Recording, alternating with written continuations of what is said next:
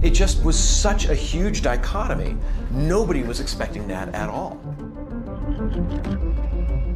Although we have always been fascinated by the moon, our nearest celestial neighbor, new information from the James Webb Space Telescope has revealed something startling. A huge structure has been found deep beneath the moon's far side, leading to speculations that could permanently change how we perceive this celestial body. What is this massive structure, and what does it portend for lunar exploration in the future? The James Webb Space Telescope, known as the Eyes of the Universe, is a technological wonder in addition to a significant advancement in space exploration. It can now see farther into the cosmos than ever before thanks to its infrared capabilities, finding black holes, distant galaxies, and young stars. However, what if the most amazing discovery made by the JWST was located only a few 100,000 kilometers from Earth, rather than billions of light years away? The moon. Since the beginning of space research, mankind have examined our nearest cosmic neighbor in great detail. Nonetheless, many of its deeper mysteries remain unsolved. Using state-of-the-art technology, scientists have now found an anomaly on the moon's far side that is so massive and enigmatic that it contradicts all of our preconceived notions about Earth's most recognizable satellite. Much closer objects have also been used to train the James Webb Space Telescope, which is intended to observe distant cosmic occurrences. Something enormous and strange has been discovered by the telescope's infrared senses hidden beneath the moon's far side. Even the most experienced astronomers were taken aback by the discovery.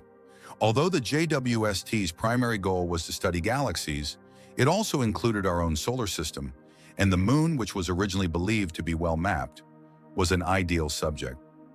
Is this enormous structure a geological anomaly, an ancient artifact, or an alien base? Regardless of the solution, this finding may alter our perception of the moon and our position in the cosmos. Mystery has always surrounded the moon's far side, a land of mysteries. Despite being as close to us as the visible side, it remained a dark, uncharted area for generations. The phrase dark side of the moon is actually deceptive.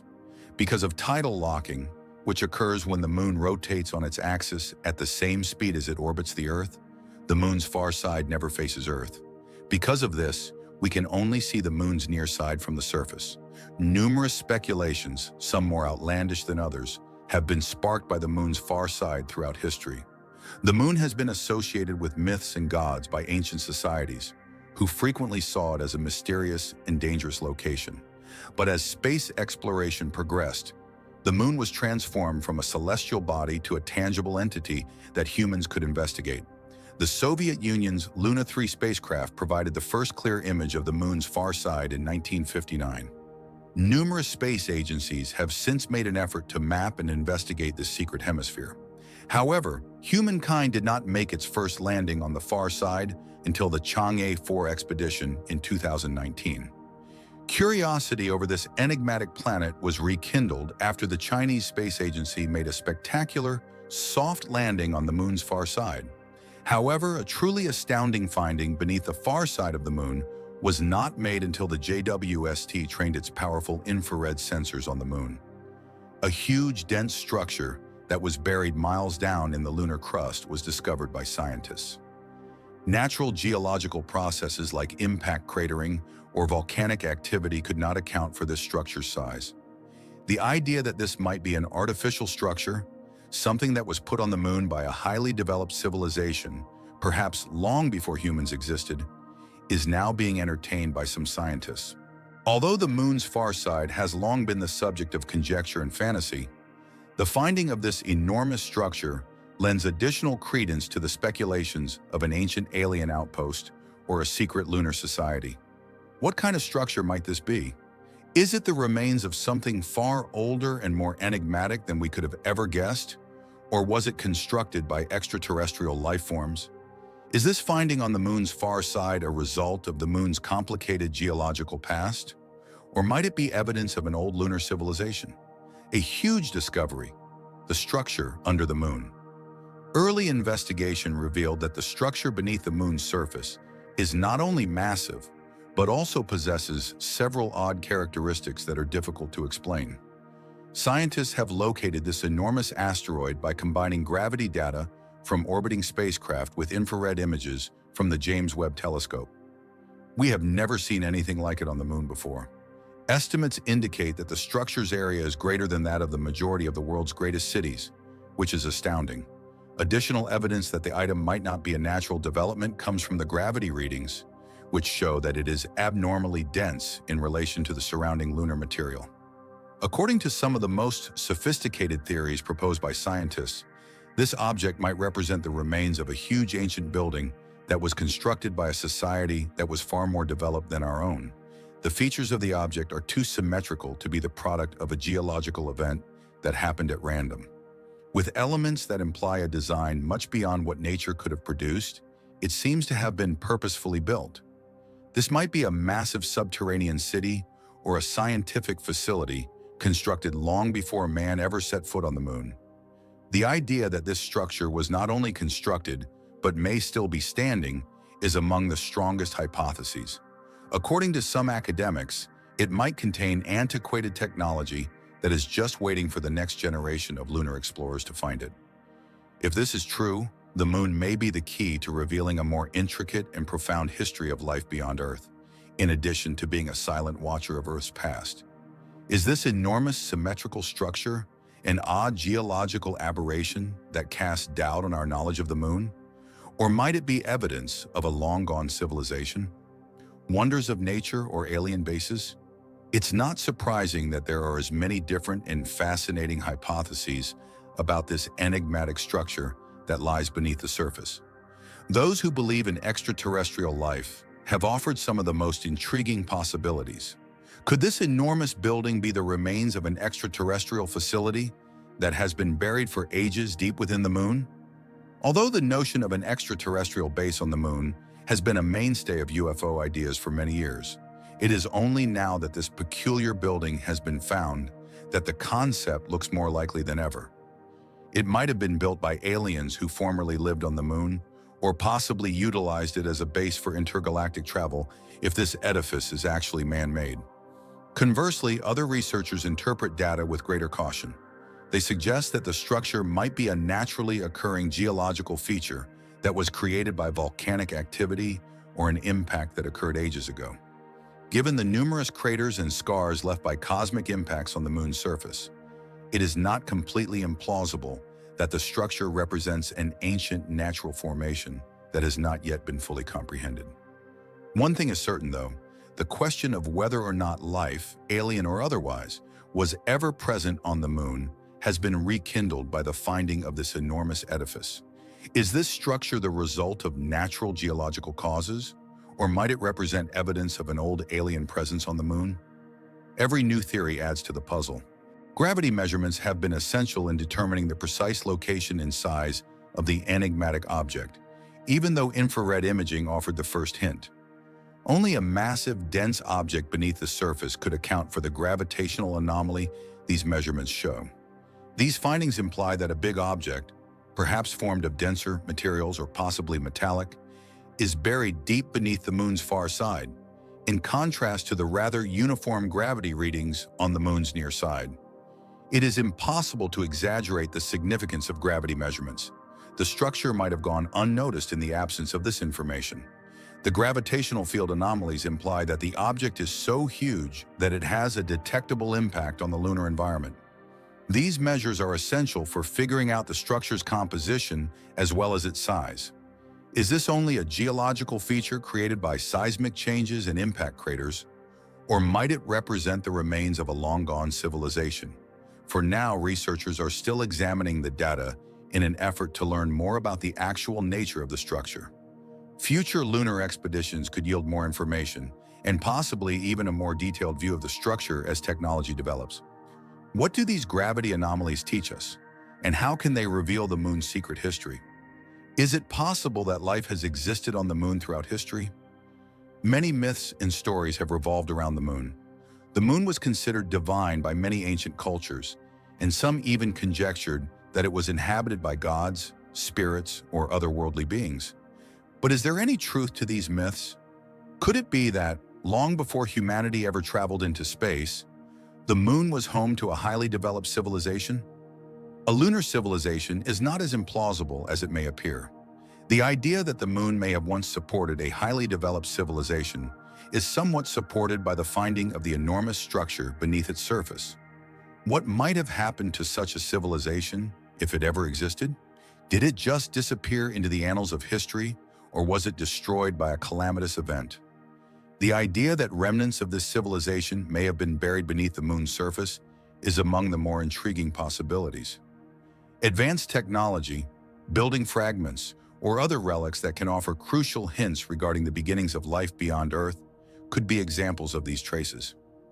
Is this merely a creation of human imagination, or may the moon have once been a bustling center of life? Technology and time will tell.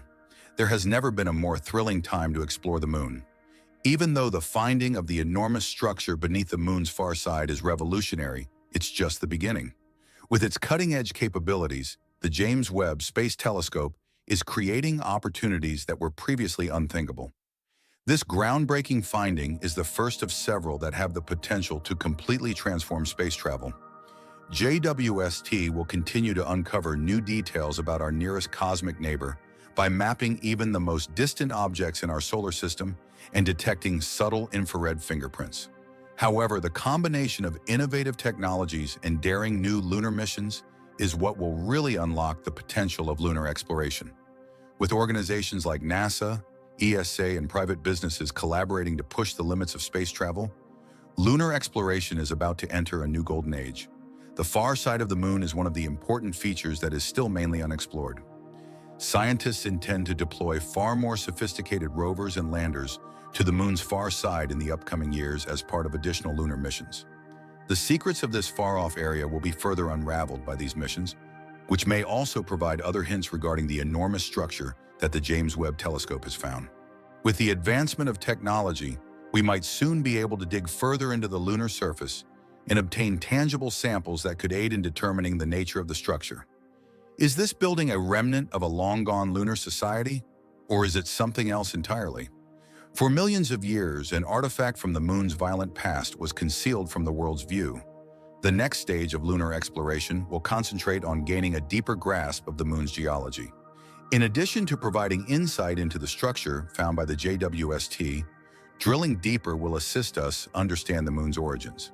Scientists can discover more unusual characteristics and get insight into the early history of our solar system by examining the moon's crust. The most important findings in contemporary science may soon result from lunar research as space agencies consider sending humans back to the moon. An exciting new age in space exploration has begun with the discovery of a massive structure beneath the moon's surface. What will we learn when we ultimately visit the far side in person, and what new technologies and discoveries will future lunar trips bring? Together, we will uncover the secrets of the moon. One country can no longer handle the burden of lunar exploration alone. The moon's secrets are of an unprecedented type, necessitating the cooperation and experience of space agencies worldwide. International collaborations will be essential to understanding the moon's surface and hidden features as the James Webb Space Telescope continues to provide priceless data. Historically, superpowers have primarily been in charge of lunar missions. China's Chang'e missions, the Soviet Union's Lunar program, and the United States Apollo missions have all made substantial contributions to our understanding of the moon. Nonetheless, nations who were formerly rivals in space are now working together more as interest in lunar exploration grows. For instance, NASA is working with the European Space Agency, ESA, and other foreign partners on the Artemis mission, which intends to send humans back to the moon by 2025. Exploration will go more quickly thanks to these partnerships, which will enable the sharing of resources and knowledge. Alongside government organizations, private businesses like SpaceX are advancing technology in spaceflight. The huge structure found beneath the moon's far side may serve as a catalyst for global collaboration. Any one country cannot claim the building as its own discovery because of its potential significance. There is hope that by involving several countries, the pooled knowledge and resources will be able to shed more light on the numerous questions this enigmatic construction presents. We may anticipate a coordinated effort by space agencies worldwide to conduct more in-depth research on the moon's far side in the upcoming years. This will probably entail the first-ever landing of humans in this area, the establishment of long-term lunar bases, and the start of more in-depth exploration missions that may provide answers to many of the mysteries surrounding the moon's past and future. It is impossible to overestimate the importance of international cooperation in lunar exploration. We are in a position to produce significant discoveries that will influence space research for many years to come because to the combined resources, experience, and understanding of several nations. How can international cooperation change the course of space exploration, and what might it uncover about the moon's secret structure? As more is discovered about the enormous object on the moon's far side, the mystery grows. There is one question that dominates the others. What is underneath? Although the first discoveries made by the James Webb Space Telescope were revolutionary, the structure itself is still unknown. Experts have been baffled by its size, density, and odd appearance, but no one is certain of its true nature. According to some scientists, the formation might represent a huge impact crater that was formed underground millions of years ago by a catastrophic collision with an asteroid or comet. The odd gravitational anomalies found by spacecraft orbiting the moon could be explained by this theory. The dense metallic core found beneath the surface might have been the result of an impact of that size. Others speculate that the building might represent the ruins of an old lunar settlement or city, possibly constructed by a highly developed extraterrestrial society. The notion that extraterrestrial life might use the moon as a base is not new.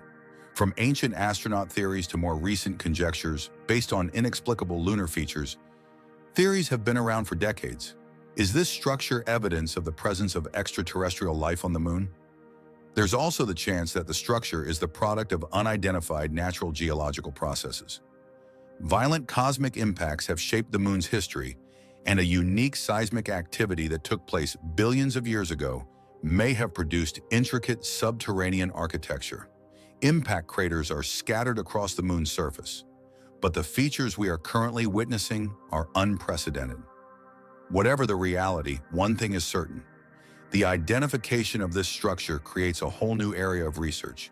Future missions could be able to delve further into the moon's surface and learn more about its secret past as technology develops. This finding might just be the beginning of a slew of amazing discoveries on the moon and its actual significance in our solar system's history.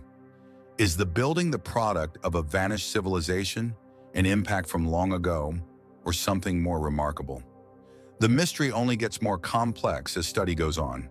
What is actually contained in the moon?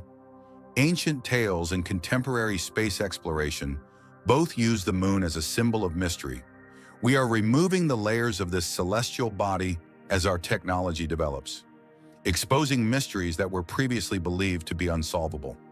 An important turning point in our understanding of our nearest neighbor, and perhaps the entire solar system, has been reached with the finding of a huge structure on the moon's far side. The ramifications of this discovery are significant, regardless of whether this structure is the product of an unknown geological feature, an alien base, or an old impact. We might soon learn things that contradict our preconceived notions about the moon and extraterrestrial life as researchers continue to delve into the moon's secret past. It's possible that the moon has more secrets than we realize. In the depths of our nearest neighbor, what will the upcoming generation of space travelers discover? Space agencies' contribution to solving lunar mysteries. The importance of space organizations like NASA, ESA, and others in solving lunar mysteries is growing as human curiosity pushes us farther into space. A new era in lunar exploration has begun with the discovery of a large structure on the moon's far side, which has caught the attention of space organizations throughout the world. One of the most ambitious space missions ever launched is NASA's Artemis program, which seeks to put the first woman and the next man on the moon. By the end of the decade, Artemis, which is slated to be built in the next years, will provide a sustainable human presence on the moon, offering a once-in-a-lifetime chance to study the structure that the James Webb Space Telescope found. This represents a significant advancement for space exploration, as well as the study of the moon's history and possible significance for humankind's future in space. To make sure Artemis is successful, NASA is working with the European Space Agency, ESA, Japan's JAXA, and other international space agencies. These missions will probably be the first direct steps toward examining the enormous anomaly found beneath the surface of the moon's far side, thanks to the combined knowledge and resources of several countries. ESA also wants to go to the moon, building a space station in lunar orbit to act as a staging area for missions to the moon and beyond is the goal of the Lunar Gateway program. This station will serve as a platform for upcoming lunar landings and enable in-depth examination of the moon's surface. Astronauts may finally be able to investigate the moon's far side in greater detail with the Gateway's assistance, which could help them discover the mysteries surrounding the structure that JWST discovered. China has become a significant player in lunar exploration as well. By landing a rover on the moon's far side in 2019, the Chang'e 4 mission demonstrated to the world that it is not only feasible but also necessary to explore the moon's hidden side. China has announced plans for more lunar exploration missions, one of which might involve a trip back to the far side to look into the abnormalities that JWST found. The moon is going to be researched like never before thanks to this global collaboration. Future missions may focus on the structure discovered beneath the far side surface, and these partnerships could lead to a new era of exploration. How may international cooperation alter our understanding of the moon's hidden structure? And what might the future of lunar exploration hold? The geological history of the moon. There is still much to discover about the moon's geological past, despite the intriguing idea of ancient civilizations or alien relics on the moon. Interpreting the odd anomaly found by the James Webb Space Telescope requires knowledge of the moon's history. It is estimated that the moon developed about 4.5 billion years ago, not long after the solar system started. The moon is said to have formed when a planet the size of Mars hit with Earth, throwing debris into orbit that finally came together to form the moon. The moon has been subjected to catastrophic impacts, volcanic activity, and the slow cooling of its innards over billions of years. However, the history of the moon's far side is different from that of its near side. The moon's surface hasn't changed much over millions of years because there aren't any oceanic plates or tectonic movements. This implies that structures on the far side, such as the enormous structure seen by JWST, might be traces of past occurrences, such as a big impact, a volcanic eruption, or another apocalyptic catastrophe. Given the structure's peculiar features, it's possible that its formation involved mechanisms distinct from those observed elsewhere on the moon. For example, the structure's great density might suggest that it originated from an old cosmic collision, or it might be the remains of a massive volcanic eruption that left behind a sophisticated subterranean structure. To fully comprehend the extent of these geological forces, scientists will need to examine lunar samples, especially those taken from the far side. Furthermore, any structures or features that developed on the moon's surface have been maintained for billions of years due to the absence of an atmosphere. Because of this, the moon is a remarkable time capsule that can reveal important details about the early history of our solar system. It's vital to keep in mind that the construction may have been completely natural in origin, even while notions about alien bases or lunar civilizations continue to captivate the imagination. Future lunar missions will probably concentrate on examining the age and composition of the elements surrounding this structure, because understanding the moon's geology is essential to solving these puzzles. Could past geological processes be responsible for the peculiar structure? What else can we discover about the geological past of the moon? The opening to knowledge of our solar system, understanding our nearest celestial neighbor, has never been the exclusive goal of moon research. Future lunar expeditions will probably hold the key to comprehending not only the moon, but also the larger history of our solar system. For decades, the moon has served as a stepping stone in humanity's ambition to explore the cosmos. For scientific studies that are not feasible on Earth, the moon is the ideal location. It is the perfect place to research the impacts of space radiation, the history of our solar system, and the possibility of future human colonization of other celestial bodies because of its low gravity, absence of atmosphere, and ancient geological past. Establishing a long-term human presence on the moon is one of the main objectives of lunar exploration.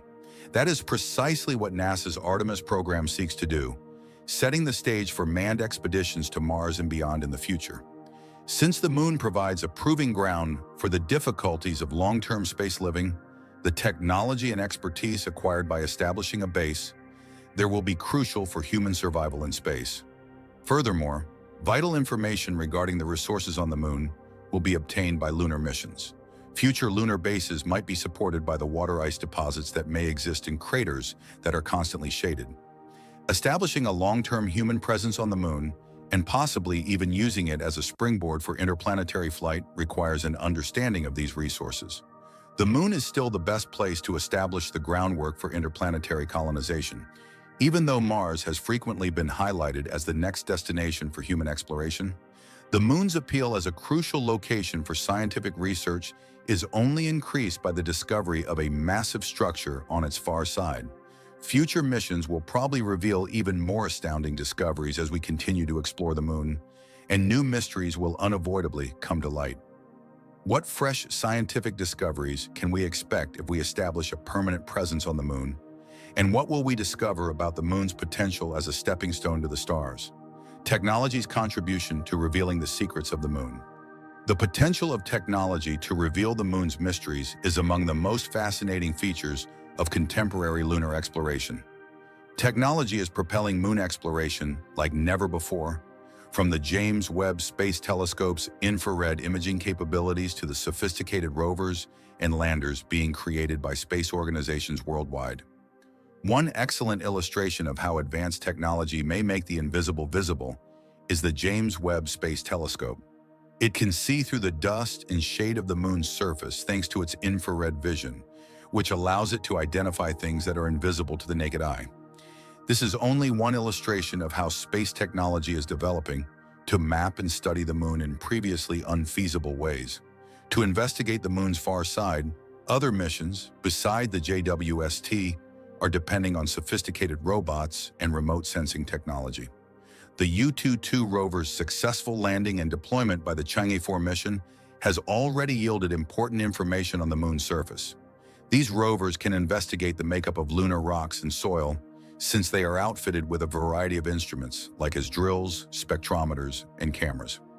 With the capacity to drill farther into the moon's surface in order to gather samples from the far side, the upcoming generation of lunar rovers and landers will be much more sophisticated.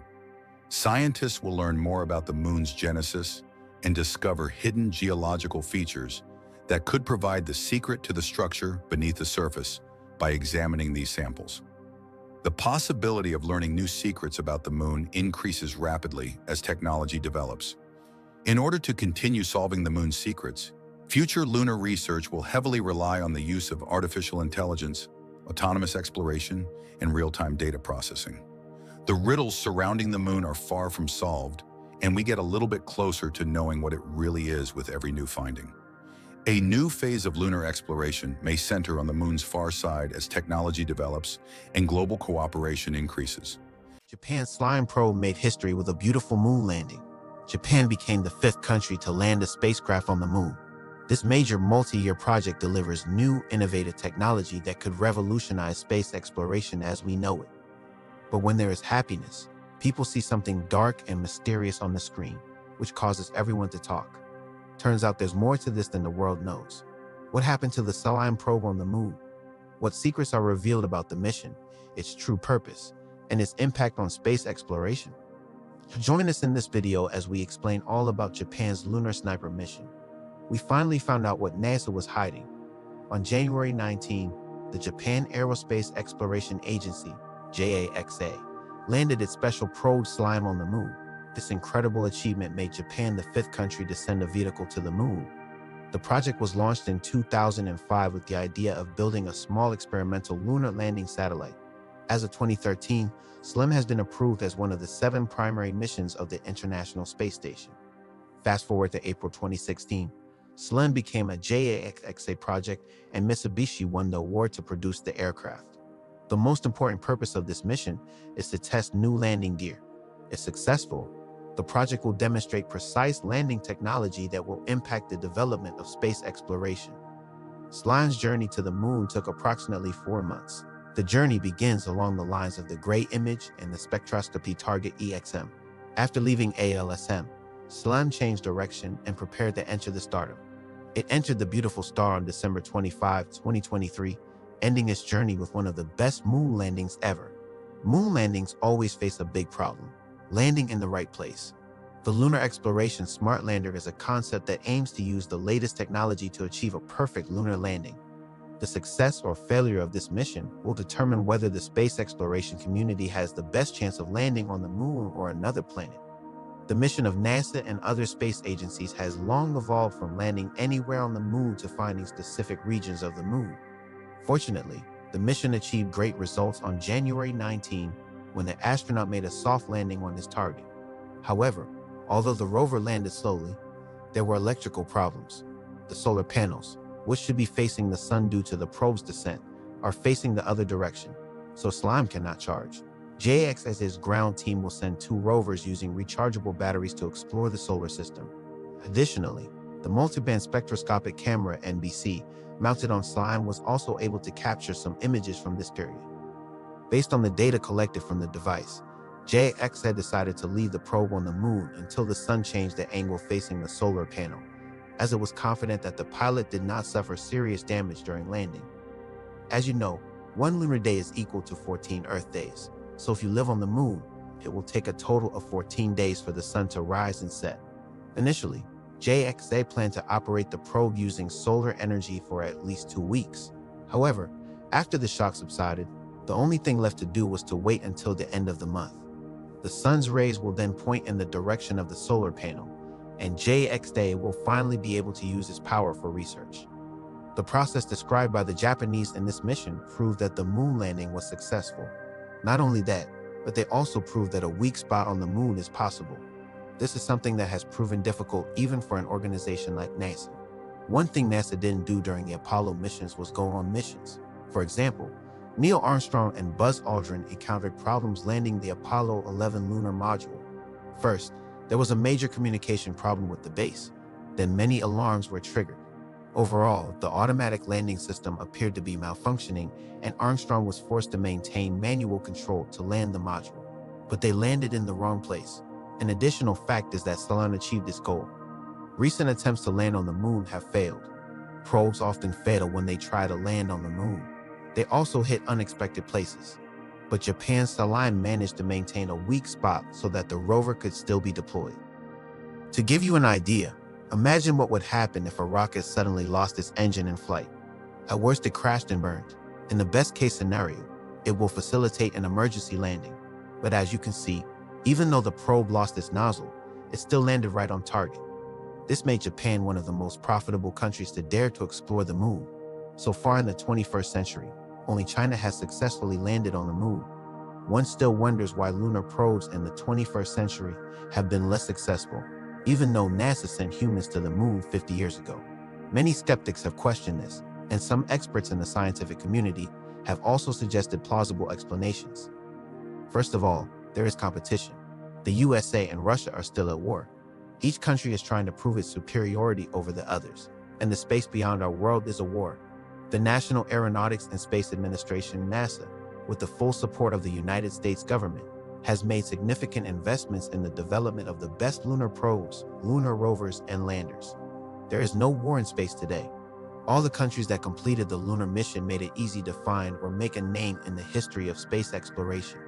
That's why today's probes or spacecraft are made from substandard materials to reduce costs. Additionally, most off-road vehicles are built by private companies. According to statistics, the failure of growers produced by private companies per month is 100%. The Japanese iSpace lander landing on the moon in 2023 is an example of this. Another problem for astronauts and observatories is the moon itself. Communication on the moon is a big problem because the big white satellite always interferes with radio signals. This can cause serious problems and is the main reason why the device falls into the wrong place. Likewise, the lack of air on the moon makes it difficult for ships to use parachutes. It all depends on the engine. The driver or controller must find a way to gently lower the rover to the ground while resolving communications issues. Finally, if the detector is too heavy, collision is inevitable. China's 2013 Chang'e 3 lunar mission is the first landing since Russia's Luna 24 in 1976. It's time to prepare for any landing issues. Fortunately, Japan came to the rescue. As you know, Japan Aerospace Agency has been collaborating with NASA for a long time. Therefore, there is no doubt that the new Japanese guide will come in handy for future NASA projects. For example, the Artemis program, which plans to send the next group of people to the moon after the Apollo missions, will benefit from some technologies. But there is a big problem. Slim strange things are happening on the moon, and JWST can't figure out why. The probe was designed to land perpendicular to the target, but ended up landing face up. It is estimated that the accident was caused by external factors. Unless this mystery is solved, there is no guarantee that future NASA missions will succeed as planned. So what happened to SLIM on the moon? For now, it's still a secret. This JWST probe is built with precision on the ground. For example, its legs are equipped with crumple zones to ensure a soft landing even when landing at higher speeds. The aircraft's target landing site is a 15 degrees inclined impact crater called Shapley Crater. The detector was lowered onto a slope at 25.2 degrees 4889 east longitude and 49 degrees 13,315 degrees south latitude, just 55 meters from the target. This location was chosen to provide maximum sunlight. The rover's hind legs are shorter than the front legs to adapt to the slope. JWST redesigned the vehicle to rotate at a 45 degrees angle before landing, to good effect regardless of its weight. There are also 2 Mitsubishi engines and 12 attitude control thrusters. Usually lunar probes need to be equipped with more than one engine for better landing. Thrusters also play an important role in reducing speed. In the case of SLIM, descent is designed to occur in 2 phases or steps. First, the landing thrusters and small thruster will deploy, tilting the spacecraft onto its side. 5 breakable aluminum caged landing legs will then deploy and cushion the final landing. So essentially, SLIM has everything you need for descent. Unfortunately, it fell on its nose, and no one knows why. One scary idea is that aliens might be responsible. JWST has confirmed that one of the SLIM's engines failed before contact with the sun, and as far as they know, it was caused by something else. In other words, something must have interfered with the engine and caused the probe to fail. What will happen to the moon to replace the SLIM engine? Could the same external factors cause multiple lunar collisions? Some conspiracy theorists, who have long believed in the existence of aliens on the moon, have shown that these creatures are responsible. But this is only a hope based on the mystery of the situation. The exact situation is still unknown. What JWST knows so far is that the SLIM panels face west. Of course, there's not much we can do about the detector right now, except for the sun to shine on our detector again. The only way the Japan Aerospace Exploration Agency, JWST, knows what really happened is if it can see satellite images from satellites like NASA's Lunar Reconnaissance Orbiter. But SLIM's goal is to be successful compared to most other campaigns in the 21st century. If nothing else, the completion of this mission ranked among the best among the most successful moon landings.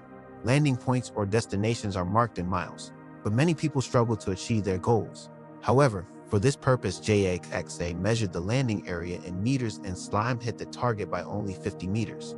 Similarly, SLIM will be able to send at least 2 test rovers and use as much of the onboard research equipment as possible before the batteries run out. These 2 lunar rovers are called Lunar Excursions (LVE) and have their own unique features. LVE-1 is a frog-like rover that moves in a hopping motion, while LVE-2 is a small ball that splits into a camera wheel and bobs on the beach like a sea turtle. LVE-1 communicates normally with the ground station and also receives radio wave data sent by its sibling, LVE-2. However, JWST has not yet received images from LVE-1. The LVE-2 rover is the rover that captures SLIM images of the moon. As you can see from the picture, the probe's thrusters should be pointing downwards. Instead, its thrusters are pointing upwards. Now the 2 travelers stand by, waiting for the day when the sun will shine on them again. If our calculations are correct, the lunar calendar will end on January 31. LVE-1 and LVE-2 must be reactivated at this time. As you know, the construction of the SLIM spacecraft cost 118 billion yen, $120 million. Its total weight is 200 kilograms, and when fully loaded with fuel, it weighs 700 kilograms. The fuel here is needed to power the thrusters during descent. The LVE-1 and LVE-2 rovers are another part of the mission that is both financial and strategic.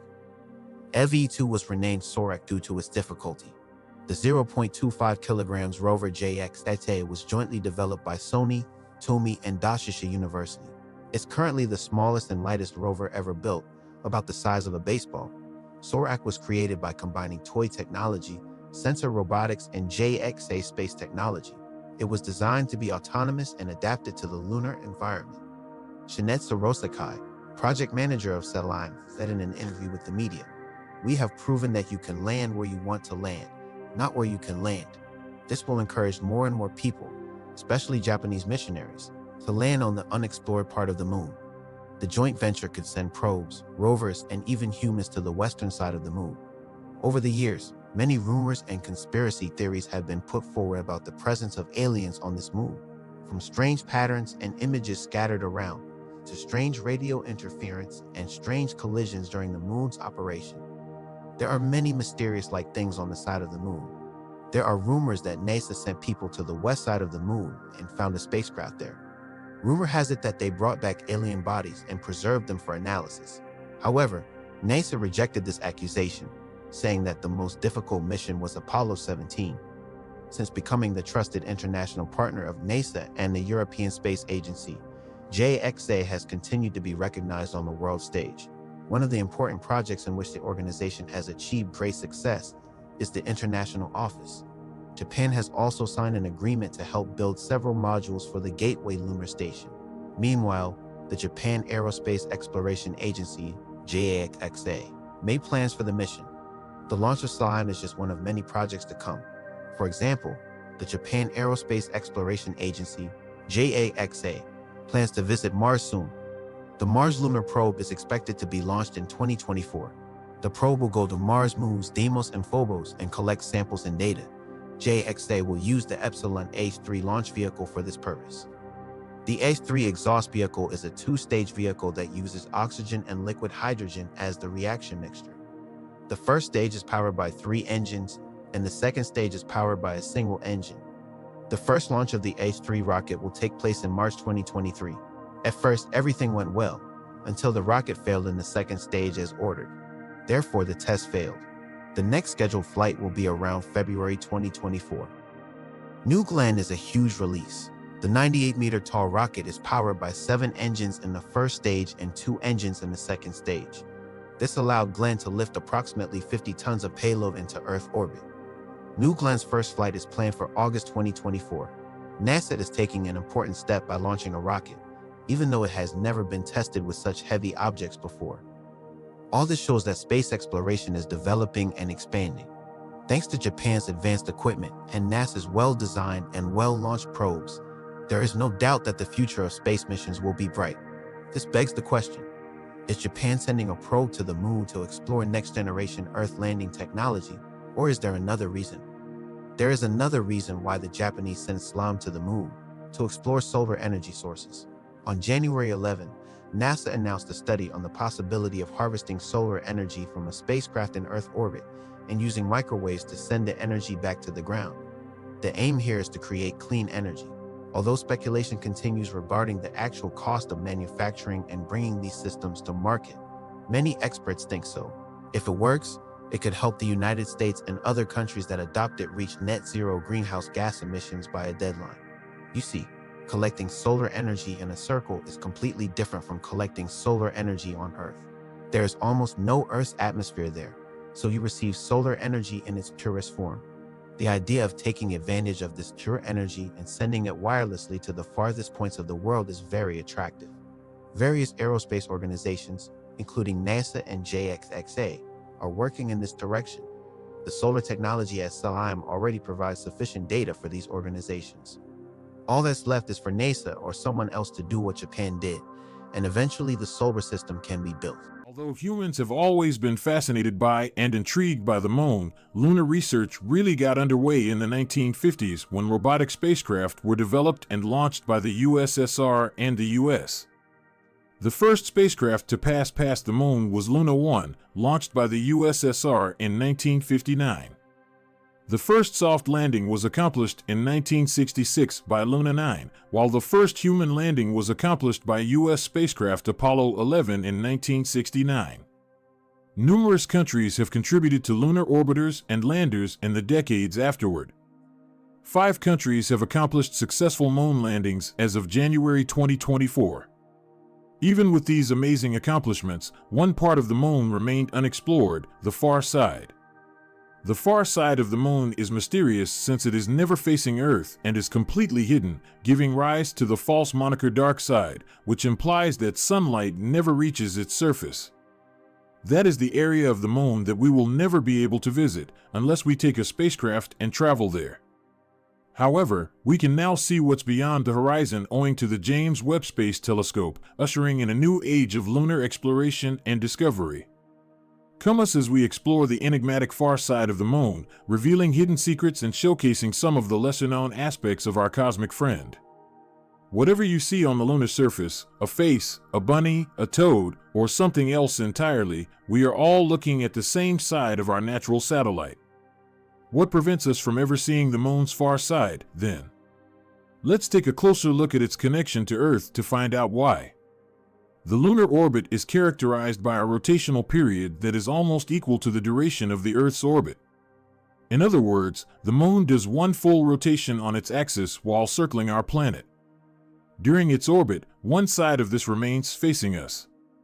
Tidal locking is the technical term for this type of spin-orbit lock. The moon does, of course, have a dark side, albeit it's not always the same side. Whichever phase of the moon we are viewing determines what is shadowed.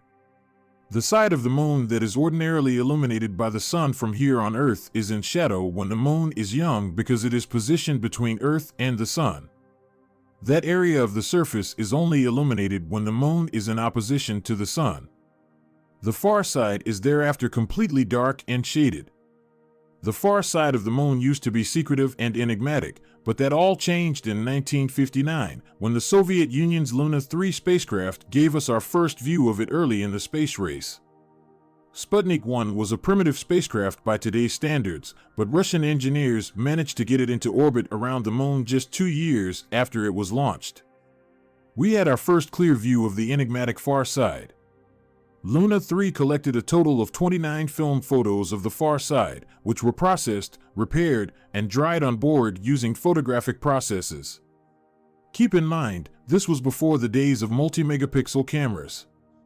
The film that was utilized was, ironically, taken from American spy balloons since it needed to be radiation-hardened and robust.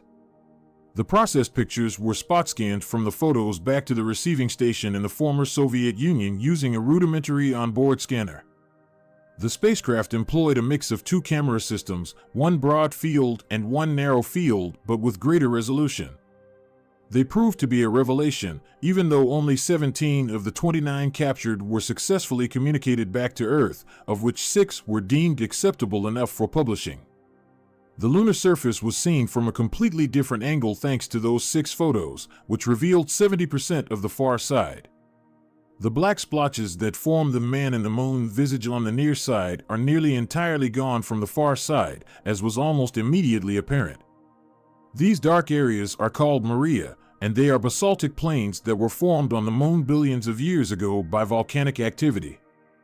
Rather, the far side was much more cratered than the near side, with some of the craters reaching the size of small nations. In what was considered to be the height of the Cold War era, the Soviets began identifying many of the characteristics they were seeing for the first time, an act that sparked considerable controversy. The faintest trace of Mare Orientale, one of the biggest impact craters ever observed on the moon's limb, gave us a sneak peek into one of those enormous new craters, which is really one of the very few Maria on the far side. When that part of the moon swings around towards us during excellent librations, it may be seen. It has been known since Julius Franz discovered it in 1906. The image of Orientale impact crater from Luna 3 demonstrated its immense size, like a bullseye. It was created by an asteroid collision estimated to have been 64 kilometers broad just less than 4 billion years ago. At over 900 kilometers in diameter, it was roughly the length of the United Kingdom, give or take. Volcanic lava later filled the enormous crater that resulted, known as an impact basin. Another Soviet mission, Zond 3, visited the moon in 1965. Unlike Luna 3, Zond 3 had a significantly superior camera and could do more in-depth scientific studies, such as spectroscopy. Zond 3 captured 23 incredibly detailed images of the lunar far side, allowing for the creation of one of the earliest comprehensive maps of the whole moon. Meanwhile, NASA was making incredible progress with the Apollo program. President Kennedy had declared that the United States would send a man to the moon and safely return him to Earth by the end of the 1960s. By December 1968, NASA was prepared to send 3 people on the Apollo 8 mission: Frank Borman, Jim Lovell, and Bill Anders. They made history by being the first people to sight the elusive far side of the Earth and to escape from low Earth orbit. This is how Lovell famously described the lunar surface. The moon is essentially gray, no color, looks like plaster of Paris or sort of a grayish beach sand. We can see quite a bit of detail. There's not as much contrast between that and the surrounding craters. The craters are all rounded off. There's quite a few of them. Some of them are newer. Many of them look like, especially the round ones, look like they were hit by meteorites or projectiles of some sort. The communication to Earth was lost for around 10 minutes as the Apollo 8 spacecraft circled the moon's far side. The aircraft crew and mission control were both terrified during this signal outage. Apollo 8 was traveling to a place where no human had ever gone before, completely isolated from Earth. Many members of the flight crew at Mission Control in Houston exhaled in unison when the astronauts returned from the far side. The computer told us that we were out of contact with the Earth and that we had loss of signal, says Charlie Duke, the Apollo 16 lunar module pilot. Then all of a sudden there was the sunrise. It was the most dramatic sunrise I've ever seen in Earth orbit. You see the sun's glow on the horizon or the planet's atmosphere, and it gets brighter and brighter, but the moon is different. There's instant sunlight with long shadows on the lunar surface. The far side of the moon was very rough back there. I would not have wanted to land on the backside of the moon. 2 months before the dramatic landing of Apollo 11, in May 1969, Gene Cernan, John Young, and Tom Stafford were the next astronauts to explore the far side of the moon on board Apollo 10, which returned to low Earth orbit testing of the lunar module following the success of Apollo 8. However, during Apollo 10, the 3 astronauts saw something unusual while flying over the moon's far side. This encounter has caused NASA to re-explain in recent years because of conspiracy theory films that have been showing on U.S. television. Since the 1970s, the facts have been widely known. Some really peculiar noises were the manifestation of these weird happenings on Apollo 10. Although cutting edge at the time, the radio systems aboard the Apollo spacecraft were outdated by today's standards. Most astronauts said that the command and lunar modules were noisy places, with loud bangs and bumps mixed in with the sound of fans and engines. The crew of Apollo 10 was confused by what they heard over the radios. Although research has since shown that the sound was nothing more than an interference effect from those 1960s radio communication systems on board, they described it as sounding almost like the sound made by an electronic instrument called a theremin, which was often used in creepy science fiction B-movies of the 1950s and 60s, as well as in the Beach Boys song Good Vibrations. As the moon landings began, 2 astronauts descended to the surface, and the 3rd astronaut stayed in the command module to circle the moon by itself. The solo orbiting missions of Michael Collins, Apollo 11, Dick Gordon, Apollo 12, Stuart Roosa, Apollo 14, Al Worden, Apollo 15, Ken Mattingly, Apollo 16, and Ron Evans, Apollo 17, were among the bravest feats ever accomplished by astronauts, even though they all had the opportunity to orbit the moon and see the far side before landing. From orbit, they would chart features that no one had ever seen before, spending days performing meticulous inspections of the moon. Al Worden is frequently cited as stating that during the Apollo 15 mission, his alone time was among of his best. As said by Worden, the far side, the views at certain times when the sun and the earth are blocked out, are like nothing you could imagine. The sheer number of stars you see is incredible. It's like a sheet of white, and you know that every single one of them is a sun in its own right. Why all of the Apollo missions were limited to the near side is a subject that is frequently posed to the astronauts and flight crews. The solution is really easy to understand. If something had gone wrong while the astronauts were on the surface, they would not have been able to connect directly with Earth. As Charlie Duke states, we wanted to be in contact with the Earth. Nowadays, this wouldn't be an issue as communication could be relayed via satellites positioned in lunar orbit. Scientists are becoming more interested in the far side, maybe because of upcoming human trips. Yes, there are a lot of options for the moon's far side. The scientific and astronomical community has advocated for the placement of radio and optical telescopes on the far side for many years. Far-side observatories would be protected from both the glare of daytime on Earth and man-made radio interference from Earth. The telescopes would provide us an unparalleled level of clarity and understanding into the farthest regions of the cosmos if they were constructed inside craters to protect them from solar radiation. Furthermore, our comprehension of the mechanisms underlying the striking dissimilarity between the near and far side's appearances is limited. The rise in interest in lunar exploration is fantastic news for planetary scientists wanting to discover more about Earth's rocky body, and with NASA preparing to send people to the moon's south pole, there has never been a better moment to be a lunatic. They are eager to respond to these pressing inquiries. As a project scientist for the Lunar Reconnaissance Orbiter and research scientist at NASA's Goddard Space Flight Center in Greenbelt, Maryland, Noah Petro states that the fundamental question of how the moon formed and how that relates to the Earth is really the most important of the unknowns. Everything else comes after that. We can thank Apollo 11 for providing us with our first glimpse into that mystery.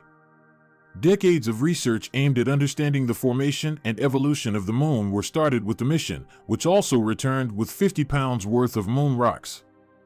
Using these fragments, scientists created the most convincing model yet for how the moon formed, a massive sphere of molten lava around Earth.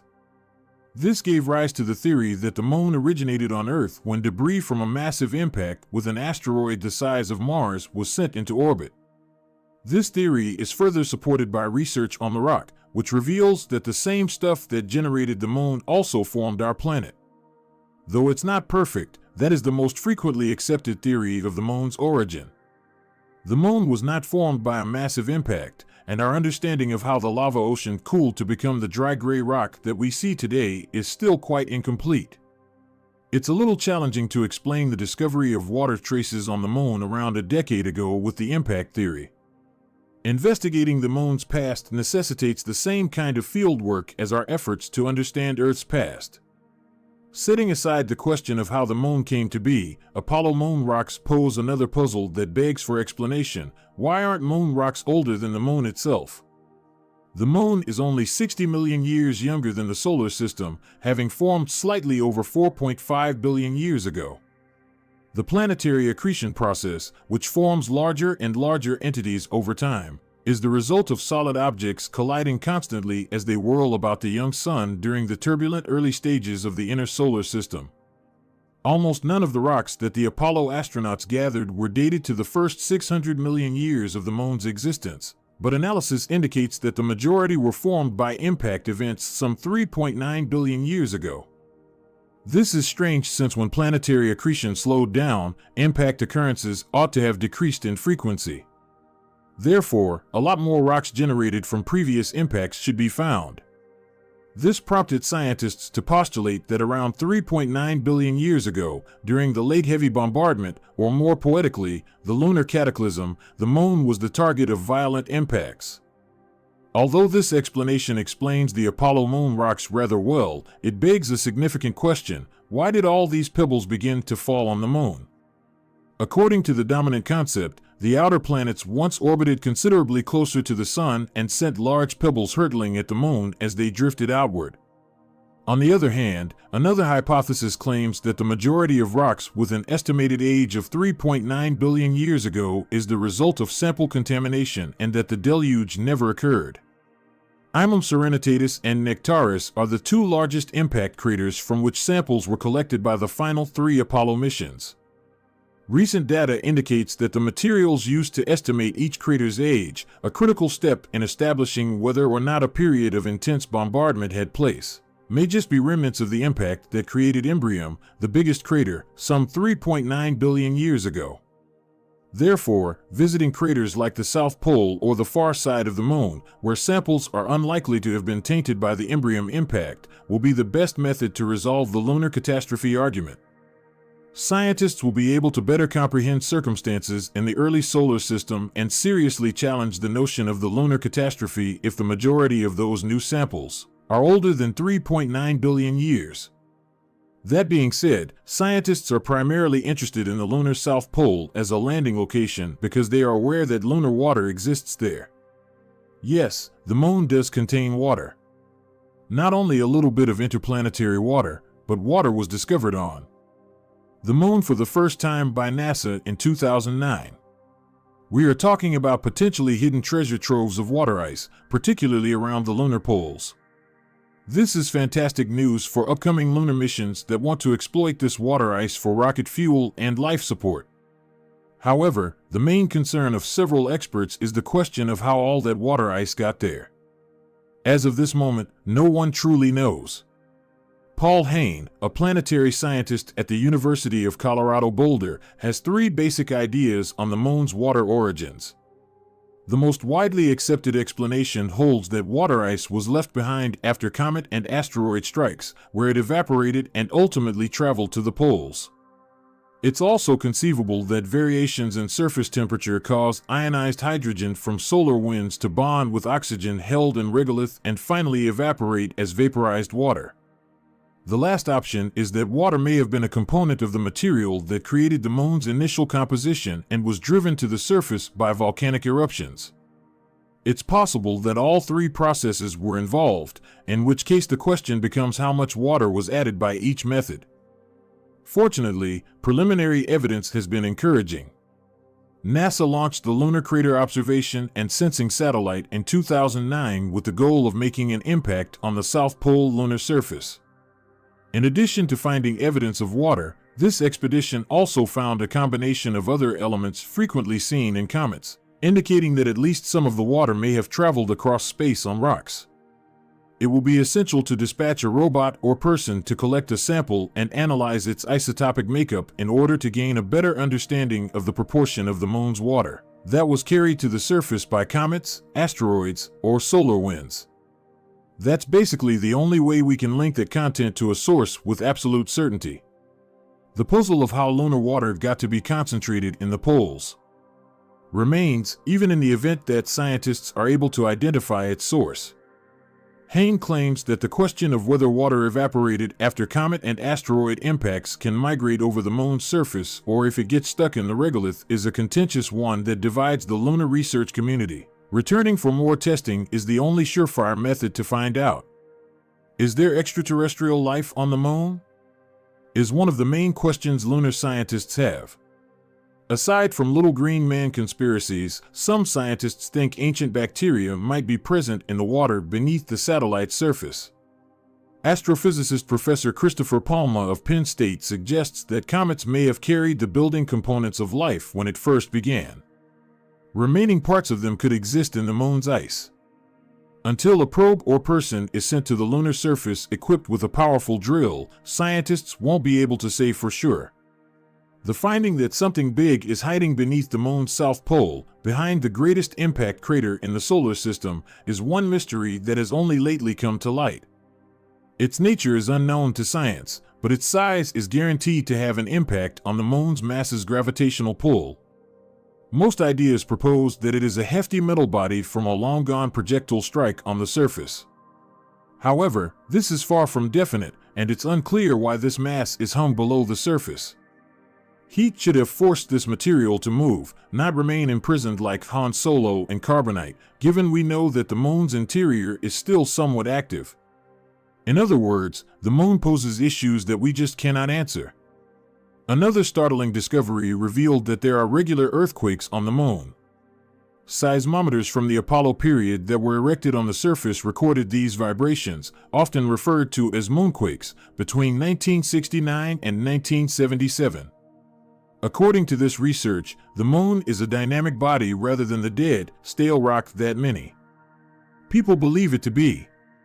A handful of the factors that trigger these earthquakes are already known to us: thermal expansion, tidal stress caused by Earth's gravity, and collisions from meteorites. However, we are unsure of the precise behavior of the earthquakes and how these mechanisms operate due to the paucity of available data. In addition, certain shallower moonquakes appear to be happening more recently than the others and have no apparent explanation. A worldwide seismic network erected around the Moon, according to Pro, would be quite beneficial in figuring out the trigger mechanisms underlying all of this tectonic activity. A network like this could clearly pinpoint the precise time these events happened, their source, and their impact on the Moon's surface. Our current data, which is 50 years old, is insufficient to provide us with useful answers. Furthermore, researchers think there's a reason why we've only ever seen one side of the Moon. Because of its tidal locking, only one side of it is facing Earth. Although it is typical for moons in our solar system to do this, it is still unknown exactly when, under what circumstances, or how it happens. Thus, to some scientists, the riddle of tidal locking is linked to the question of the Moon's formation and the events of its early history. It adds another piece to the jigsaw of 4 billion years. Furthermore, this enigma extends beyond the Moon. It's critical to determine what causes traits like tidal locking and determine whether potentially habitable worlds like the TRAPPIST-1 exoplanet are indeed conducive to life, as we continue to discover additional planets and moons outside of our solar system. After all, we might be able to learn more about the history of the solar system if scientists can solve some of the riddles surrounding the Moon. The Moon's surface hasn't altered much throughout the ages since it doesn't have much of an atmosphere and hasn't had volcanic activity in billions of years. Paul Saxon, a postdoctoral researcher at NASA's Goddard Flight Center, compares the craters to the pages of an early solar system history book in this way. If only we could learn how to decipher them. As previously stated, a widely accepted explanation about the birth of the Moon states that approximately 3.9 billion years ago, space objects attacked our planet's neighbor. We may learn a great deal about the formation of the solar system if the surface samples verify the existence of a lunar catastrophe. It would imply that not only were the outer planets formerly a lot closer to the Sun, but that Earth was also probably blasted. Any water on Earth's surface would have evaporated as a result, wiping out any potential life. Ironically, it also seems that the Moon has preserved early solar history. A few years ago, Saxon and colleagues concluded that during the first billion years of its existence, the Sun probably rotated 50% slower than comparable newborn stars based on the chemistry of the lunar crust. Although the Moon has far less sodium and potassium than the Earth, the two planets are essentially made of identical components. Saxon and his colleagues used this data to run models that demonstrated how solar activity may either deposit or remove these minerals from the Moon.